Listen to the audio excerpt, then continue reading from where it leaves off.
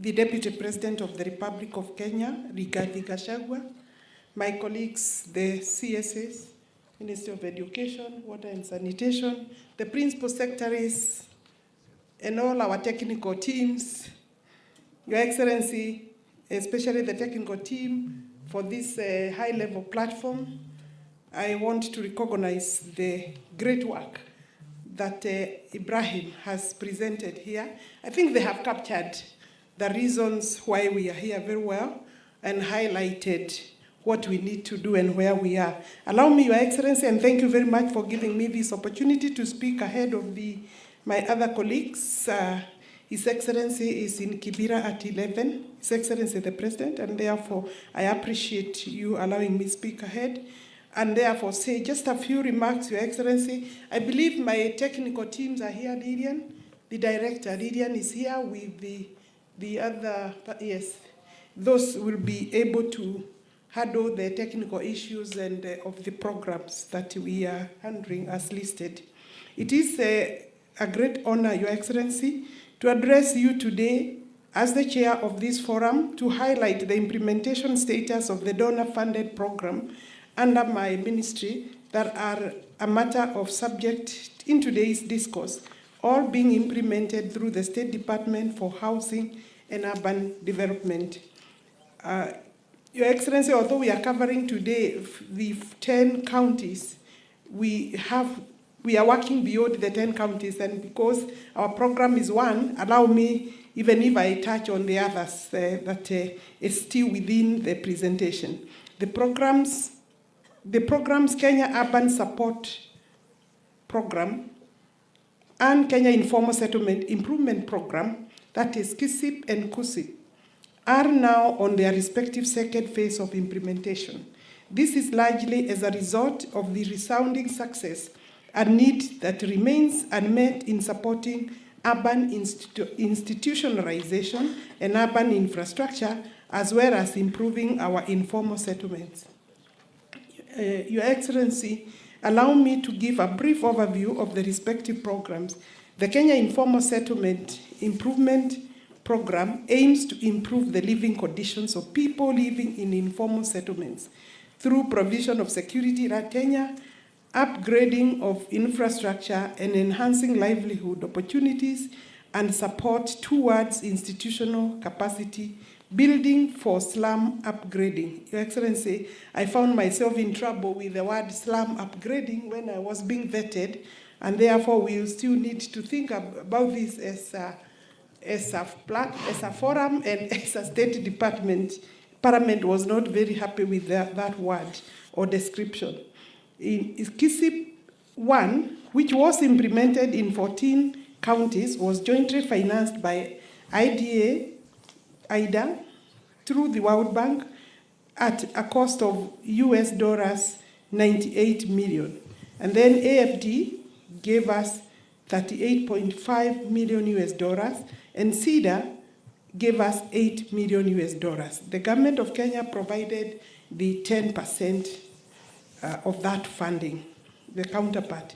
As a result of the success of KISIP 1 and 2 was designed to reach more settlements, population, and then KISIP 2 is now funded to a tune of 191. In other words, Your Excellency, this amount was doubled for the second phase to the tune of 191.5 million, jointly by IDA, and then at a cost of 142 million, and then AFD at US dollars 49 million. KISIP 2 is currently being implemented in 37 counties. And I won't go through all of them. That is the ASALs and others, because we have gone beyond, like places like Embu, Kisii, which are beyond ASAL. So a total of 37 counties. My teams will give the entire list. The Kenya Urban Support Program was implemented from 2018 to December 2023. The first phase was implemented in 45 counties, leaving Mombasa and Nairobi counties, and then benefiting 59 municipalities. The Urban Support program, Kenya Urban Support Program, was mooted to catalyze the establishment and operationalization of urban institutions and improve service delivery in our urban areas in line with Urban Areas and Cities Act.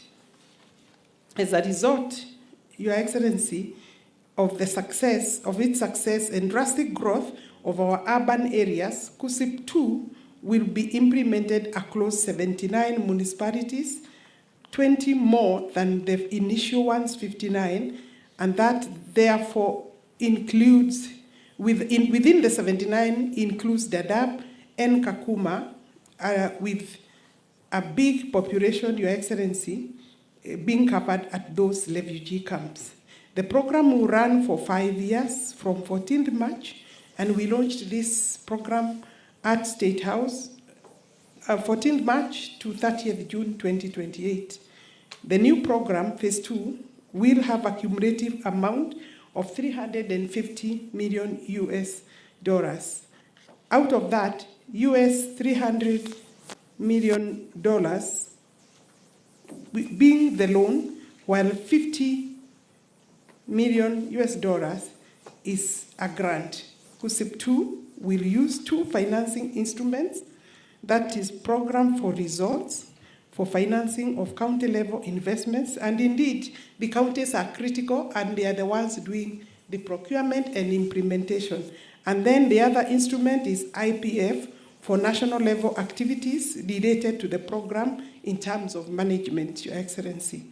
The P4R, that is Program for Results, P4R will account for 90% of the total amount, meaning the only amount for management of this program is 10%, amounting to $25 million US dollars. During the design of KUSIP 2, it was realized that refugee camps were home for huge populations. We have captured from our data, national data, about 378,723 refugees and asylum seekers living in Dadaab, and then another 274,920 reside in Kakuma refugee camps. And therefore, you can understand the attention that we are now having for the two to be part of our program. The interventions with respect to KISIP program in Nandi counties are as follows.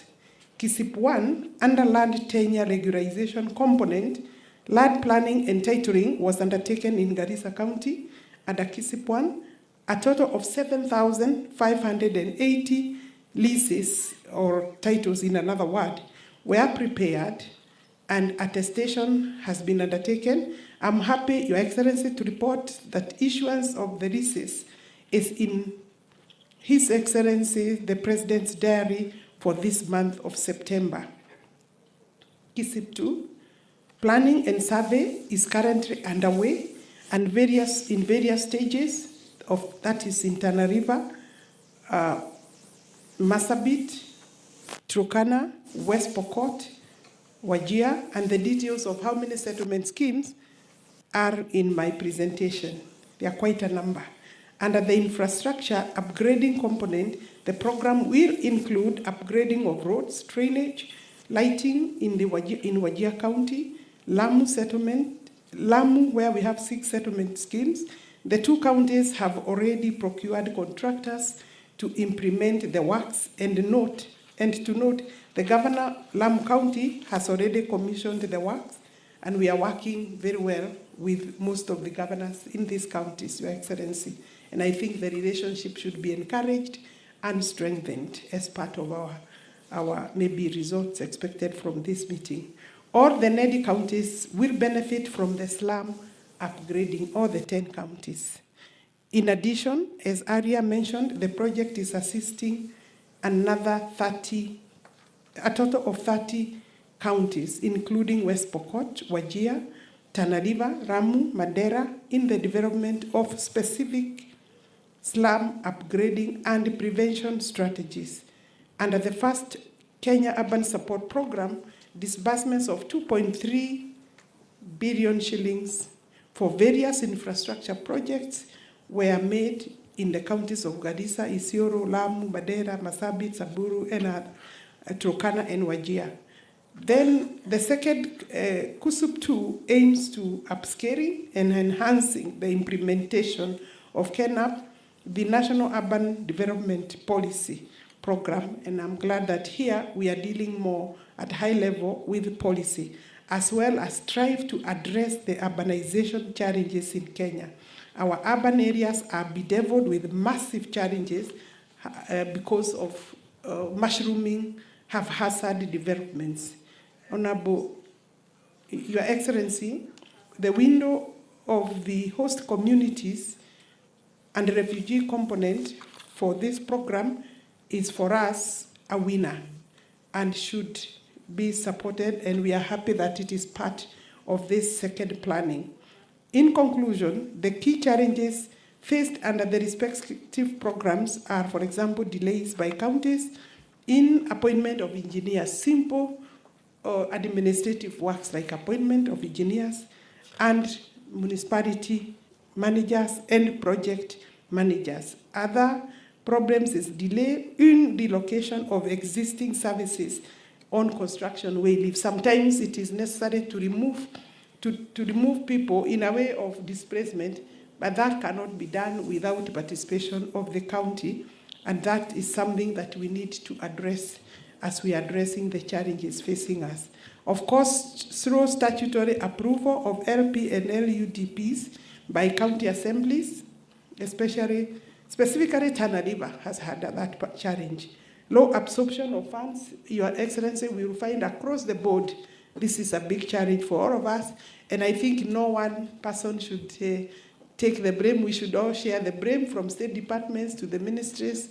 The partners sometimes also take too long to give no objection comments, and to and fro, and also Treasury could take a very large share. I think Treasury should help us to fast track.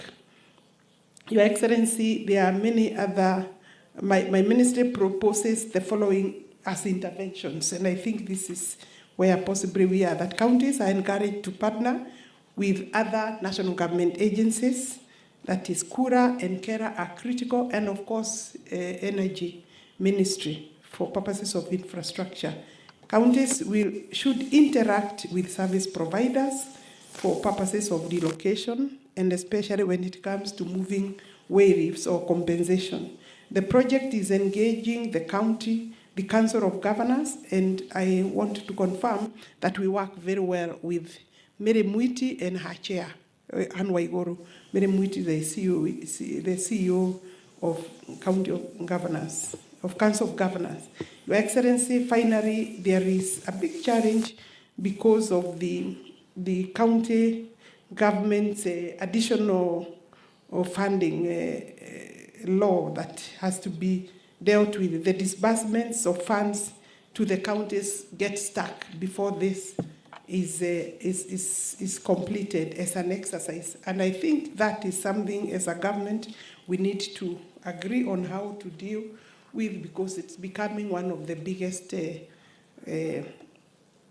handles or barriers. Overall, Your Excellency, my ministry, specifically State Department for Housing and Urban Development, is happy that this forum took place today, and we confirm our commitment to work with you in this high-level engagement. Thank you very much.